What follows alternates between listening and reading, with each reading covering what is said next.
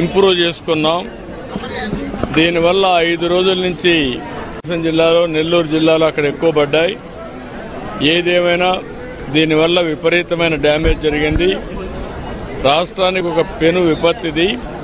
అలాంటిది కొంతవరకు మనం కాపాడుకోగలిగాం. ఇంకా నేను భయపడింది ఇక్కడ కానీ అప్పుడు వచ్చినట్టు హరికేన్ లాంటిది వస్తే ఎన్ని లక్షల కొబ్బరి చెట్లు పోతాయో అర్థం కాదు. అవన్నీ మనం సవిచూచాం. ఈసారి ఎక్కడా ప్రాణ నష్టం జరగలేదు. నేను ఒకటే ఆదేశాలు ఇచ్చాను, ఒక్క వ్యక్తి కూడా చనిపోకుండా, ప్రాణ నష్టం లేకుండా కాపాడాలని చెప్పి స్పష్టమైన ఆదేశాలు ఇచ్చాం. అదే సమయంలో ఆస్తి నష్టాన్ని కూడా నివారించమని చెప్పాం. చాలా వరకు అది సాధించగలిగాం.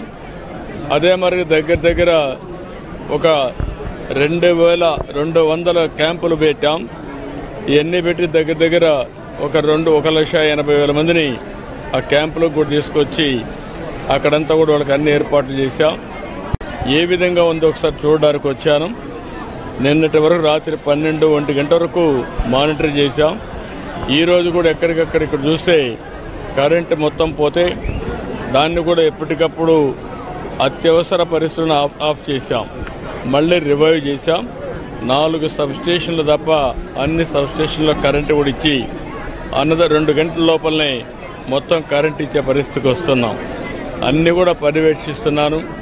ఎప్పటికప్పుడు రియల్ టైం గవర్నెన్స్ ద్వారా పర్యవేక్షిస్తూ ఎప్పటికప్పుడు అన్ని శాఖల హెడ్స్ కూడా దీన్ని పర్యవేక్షిస్తున్నారు. కలెక్టర్ సమర్థవంతంగా పనిచేస్తున్నారు. చాలా వరకు ఒక మాటలో చెప్పాలంటే నేను చాలా తుఫాన్లు చూశాను, చాలా సంక్షోభాలు చూశాను. కానీ ఈసారి మాత్రం జిల్లా యంత్రాంగం, అదే మరి రాష్ట్రంలో ఉండే అధికార యంత్రాంగం, ప్రజాప్రతినిధులందరూ కలిసి సమిష్టిగా పనిచేశారు. ప్రజలకు పెద్ద ఎత్తున ఉపయోగపడ్డారు. రాబోయే తొందరలోనే మిగిలిన ఏవైతే ముందు ప్రిపేర్డ్నెస్ వల్ల చాలా వరకు జటిలమైన సమస్యని చాలా సమర్థవంతంగా ఎదుర్కొన్నాం. నిన్న అందుకనే రెస్క్యూ కూడా మీరు చూస్తే 2 తప్ప అక్కడెక్కడ చనిపోయే పరిస్థితి లేకుండా మనం కాపాడుకోగలిగాం. ఇప్పుడు వీళ్ళందరికీ రిలీఫ్ కానీ మనం అనుకున్న ప్రకారం ఇవ్వాల్సిన అవసరం ఉంది. అవి కూడా ఆదేశాలు ఇచ్చాను, తొందరలో పూర్తి చేస్తాను. రాష్ట్రం మొత్తం మీద శ్రీకాకుళం నుంచి తిరుపతి వరకు మోస్ట్ ఎఫెక్ట్ అయిన హైయెస్ట్ ఏ జిల్లాకి ఎక్కువ డ్యామేజ్ అయ్యే అవకాశం అంటే రకరకాలుగా ఉంది. వరి పంట కొంతవరకు దెబ్బతినింది, హార్టికల్చర్ పంట కొంత దెబ్బతినింది. కొన్ని జిల్లాల్లో విపరీతంగా వర్షాలు పడ్డాయి. ఈరోజు నెల్లూరు, ప్రకాశం, బాపట్ల దగ్గర పరచూరు ఆ ఏరియాలో నేను ఏరియల్ సర్వేలో కూడా చూశాను. ఎక్కువ నీటితో మొత్తం కూడా ముంపుకు గురైంది. ఇక్కడికి వచ్చే కొందికి గాలి విపరీతంగా వచ్చింది. అది కూడా ఒక 70-75 కిలోమీటర్ల స్పీడే వచ్చింది. అదే కానీ ఇంకా ఎక్కువ వచ్చుంటే మన కొబ్బరి చెట్ల కంటే ప్రమాదం వచ్చేది. ఆ పెను ప్రమాదం తప్పే పరిస్థితికి వచ్చింది. అయితే అన్నీ కూడా ఎన్యూమరేట్ చేస్తాం. కొంత నష్టం జరిగింది.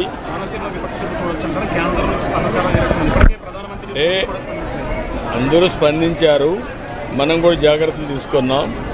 ఇక్కడ ఆస్తి నష్టం ఎంత ఉందో దానిపైన రిపోర్ట్ ఇస్తాం. ఆ రిపోర్ట్ ప్రకారం యాక్ట్ చేస్తాం. వాళ్ళకు కూడా కౌలు రైతులకే వస్తుంది. నష్టపరిహారం ఉంటే వాళ్ళకే వస్తుంది.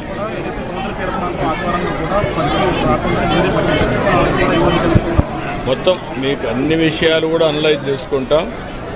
మీరు గుర్తుపెట్టుకోవాల్సింది పెను ప్రమాదం చాలా తీవ్రంగా ఉంటుందని ఎస్టిమేట్ చేశాం. తీవ్రత తగ్గింది, నష్టం అంతా తగ్గలేదు, కొంత ఉంది. అన్ని బేరే చేసుకున్నాం. దాని ప్రకారం ఇప్పుడు మీరు జిల్లా యంత్రాంగాలు ప్రజాప్రతినిధులు 24 hours పరిగెత్తించారు. క్షేత్రస్థాయిలో కూడా అదే పరిస్థితిలో ఇక్కడ పనిచేశారు. మీరు మాట్లాడారు బాధితులు వాళ్ళు అందరూ సాటిస్ఫై అయ్యారు. వేరే సమస్యలు ఉన్నాయి తప్ప ఇక్కడ మాత్రం అందరూ హ్యాపీగా ఉన్నారు. 3 రోజులు భోజనం కానీ వస్తువులు కానీ అన్ని విధాల హ్యాపీగా అన్నీ కూడా ఏవైతే మనకు ఉండింది 2-3 రోజులు ఇక్కడికి వచ్చారు వాళ్ళకి 3,000 రూపాయలు బియ్యం నిత్యావసర వస్తువులు ఇచ్చి పంపిస్తున్నాం. ఇక్కడుండే ఫిషర్మెన్ కమ్యూనిటీకి ఇబ్బందులు ఉన్నాయి. 3-4 రోజులు వేటకు పోలేదు. అందుకే 50 కేజీల బియ్యం వాళ్ళకి స్పెషల్గా వాళ్ళకి కూడా ఇస్తున్నాం. అదే మరి చేనేత కార్మికులకి, మత్స్య కార్మికులకి అదనంగా 50